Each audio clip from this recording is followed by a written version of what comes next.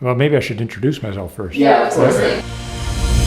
My name's Chris Milburn, born and raised in Cape Breton, and I'm a doctor here in Nova Scotia for the last 18 years. I've been a physician now 22 years. One of the first common vaccines, certainly in the Western world, was using cowpox to prevent smallpox. It was recognized by Edward Jenner that milkmaids, the dairy maids, didn't seem to get smallpox. Smallpox would come through a community, would wipe out a bunch of the young people, and it wouldn't affect the dairy maids. And what he found through observation was that it seemed to be their contact with this disease called cowpox that cows would get exposed to, they would get immune to it, and the immunity cross-reacted with smallpox. So they figured out over time that you could immunize people with the cowpox, and then they would not get sick from smallpox. And so how that works is you take genetic material that looks a lot like the virus or the bacteria that you're worried about the person getting, you introduce it into their body, their immune system revs up against that particular substance, it gets to recognize that substance, and then when the real disease comes along, the immune system's just ready to get it, right?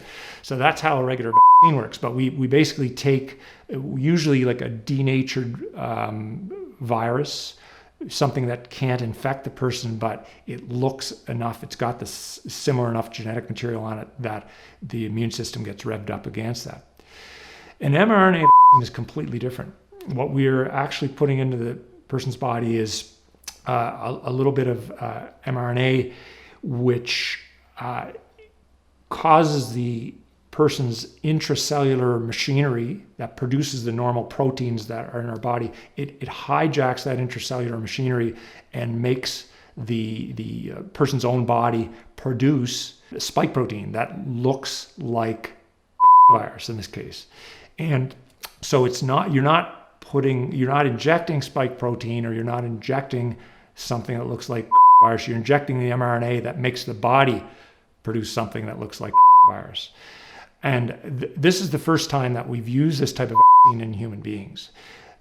So there's been some small-scale animal trials, etc. But this is an experiment. This is the first time we've used it. Most people do think it's going to be safe, and that could be the case.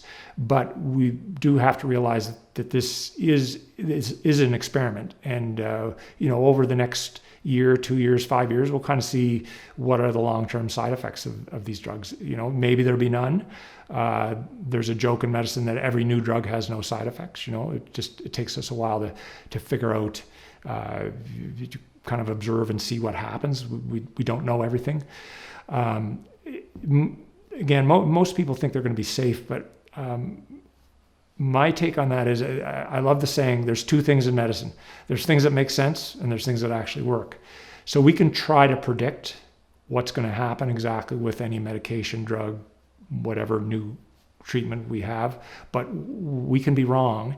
One of the examples I love to use, you young people probably won't recognize the name, but there's this drug called thalidomide, which was used in pregnant women back, I believe, mostly in the 60s. And thalidomide was felt to be very safe, but it turned out it caused what we call flipper arms. It would cause the offspring in many cases to have an undeveloped arm or an undeveloped leg.